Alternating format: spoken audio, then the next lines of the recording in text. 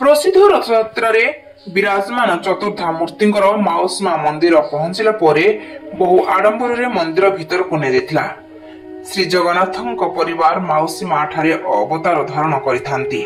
प्रथम दिन मत्स्य और कच्छप बराह अवतार पर आज धारण करिसेंती नरसिंहनाथ अवतार। एही अवसर में आसंता काली हेरा पंचमी थिबा अवसर में अंचलवासी को सूचना प्रदान कर एवं भीड़ को आशंका करी समस्त भक्त मानकु शांति श्रृंखला पाई समस्त भक्त मानकु कमिटी पक्षरु निवेदन कर चतुर्थ मूर्ति अवतार देखा कोटपाड़ अंचल हजार हजार भक्त माने उपस्थित रही दर्शन करिवार सौभाग्य लाभ करुथिबार देखा मिलता। जगन्नाथ मंदिर पूजा कमिटी पंडा मानक मध्य राजेश अधिकारी, सुमंत महापात्र, शिशिर षडंगी, आयुषदीप मिश्र, राम महापात्र, राजानंद, उपेन्द्र पात्र प्रमुख उपस्थित रही सहयोग करुथिबार देखा मिलता। आड़प मंदिर में प्रत्येक दिन अन्न प्रसाद प्रस्तुति करने सहित बिक्री श्री जगन्नाथ वर्तमान नवदिनात्मक यात्रा कार्यक्रम चलई 10 अवतार दर्शन दौरान दर्शकों को माँ भौणी माने वर्षा को खातिर न करी प्रतिदिन आमर आड़प मंदिर में प्रबल गहली रही जगन्नाथ को अवतार दर्शन करी अत्यंत खुशी अनुभव करते। काली बराह अवतार दर्शन देते ठाकुर आज नृसिंह अवतार दर्शन दौरान काली को हेरा पंचमी पवित्र हेरा पंचमी नृसिंह अवतार दर्शन देवे।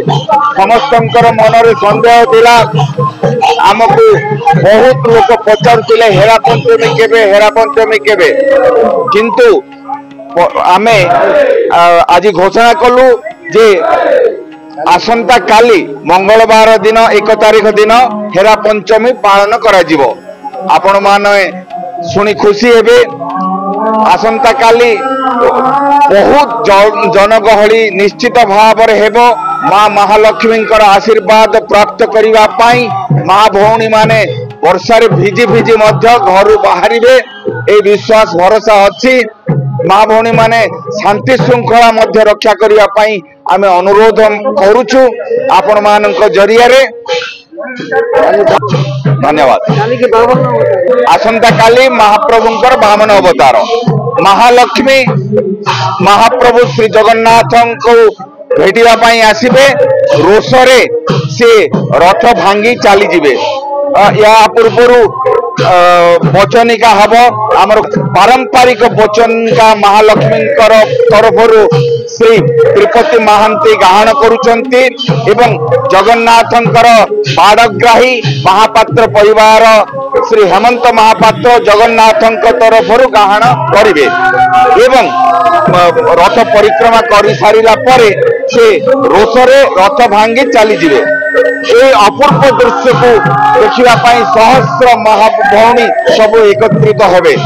आउ समस्त भक्त मान को आमे जणाउछु बहुत जन कोटपाड़ अनुरोध करथिले, बहुत लोक अनुरोध करथिले सेमानकर अनुरोध रक्षा करी आमे सर्वसाधारण निमंते अन्न प्रसाद बिक्री व्यवस्था करिछु।